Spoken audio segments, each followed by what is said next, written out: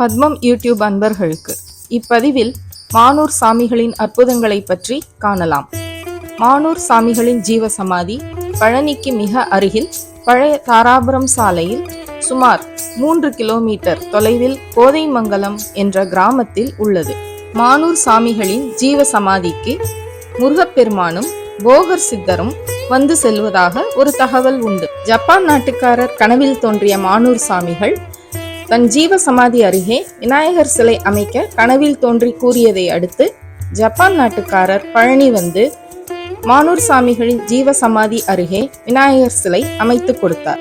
ஒரு கிணற்றில் குதித்து மறு கிணற்றில் தோன்றி அற்புதங்களை நிகழ்த்தி காட்டிய மானூர் சாமிகள் ஒருமுறை ஹோட்டலில் உணவு அருந்தியதற்கு பணம் கேட்ட ஹோட்டல் உரிமையாளரிடம் வாழை இலைகளை துண்டாக கிழித்து போட அது பணமாக மாறியது.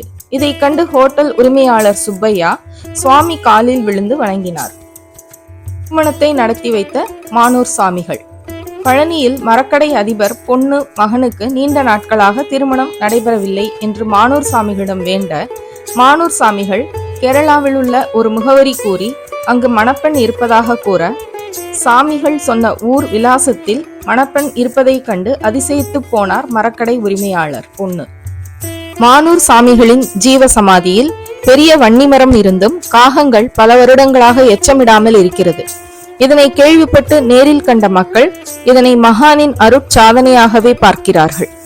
மானூர் சாமிகளுக்கு 5 இடங்களில் படையல் வைக்கப்படும். அந்த படையலில் எவ்வளவு இனிப்புகள் இருந்தாலும் ஈக்கள் வருவதில்லை. தினசரி அன்னதானமும் நடைபெறுகிறது. நம் மானூர் சாமிகளின் ஜீவ சமாதிக்கு யார் வேண்டுமானாலும் எளிதில் நுழைந்துவிட முடியாது. ஏனெனில் சாமிகளின் ஜீவ சமாதியானது கர்ம வினையை தீர்க்கும் சமாதியாக இருக்கிறது.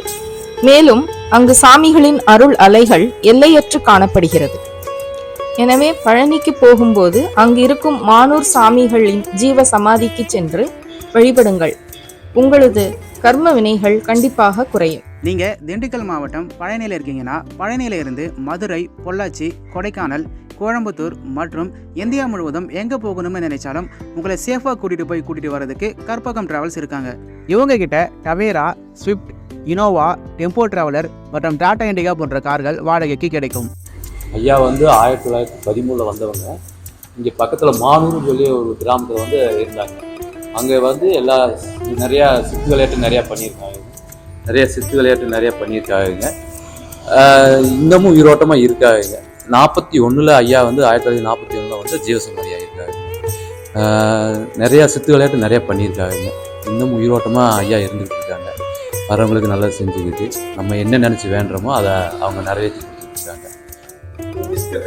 பிஸ்கட் ஐயாவுக்கு படையலாக வச்சு பிஸ்கட்டு, கடலப்பருப்பி, சுருட்டு, லட்டு இந்த மாதிரி குழந்தைங்க ஐட்டு கூட ஐயாவுக்கு விரும்பி சாப்பிடுவாரு. அதெல்லாம் அதை வாங்கி அப்படியே வச்சு படைச்சிட்டு அப்படியே பிரசாதமாக எல்லாத்துக்கும் அப்படியே கொடுத்துருவாங்க. அமாவாசை, பௌர்ணமி, சுவாதி நட்சத்திரம், வியாழக்கிழமைக்கு மாதத்தில் 7 நாள் விசேஷம் இருக்குது. மதியம் 1 மணிக்கு அன்னதானம் இருக்குதுங்க. சாயந்தரம் 7 மணி பூஜை இருக்குதுங்க. டெய்லியுமே காலையில் பாலாபிஷேக பூஜை எல்லாமே இருக்குதுங்க. ரெகுலராகவே இருக்குதுங்க. அதெல்லாம் இது இல்லைங்க. அவங்க நிறையா உருவங்கள் மாறி வந்திருக்காங்க, அவதாரம் எடுத்துருக்காங்க. அதனால நமக்கு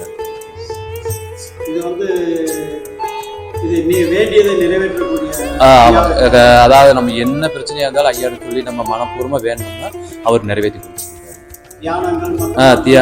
தியானம் நம்ம உட்காந்து ஐயாவை நினைச்சு நம்ம தியானம் பண்ணாலே அவரோட வைப்ரேஷன் நிறைய கிடைக்கும்.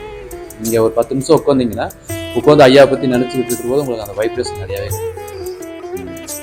அவங்களே உணர்ந்து சொல்லுவாங்க, இந்த மாதிரி வந்தவங்க இந்த மாதிரி ஒரு வைப்ரேஷன் இருக்குது அப்படிங்கிறது அவங்களே சொல்லியிருக்காங்க. இந்த மாதிரி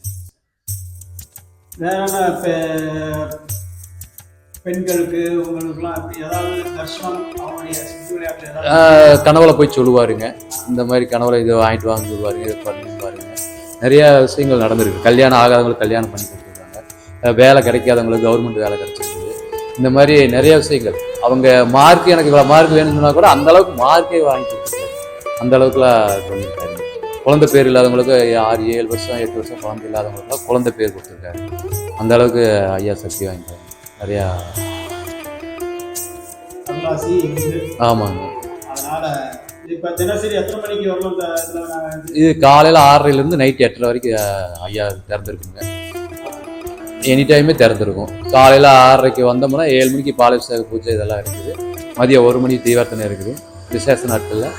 அப்புறம் சாயந்தரம் 7 மணி பூஜை. இவ்வாறு பல அதிசயங்களையும் அற்புதங்களையும் நிகழ்த்தும் மானூர் சாமிகளின் ஜீவ சமாதிக்கு சென்று வழிபட்டால் உங்களது கர்ம வினைகள் குறையும். இது போன்ற ஆன்மீக செய்திகளுக்கு பத்மம் யூடியூப் சேனலை சப்ஸ்கிரைப் பண்ணுங்க.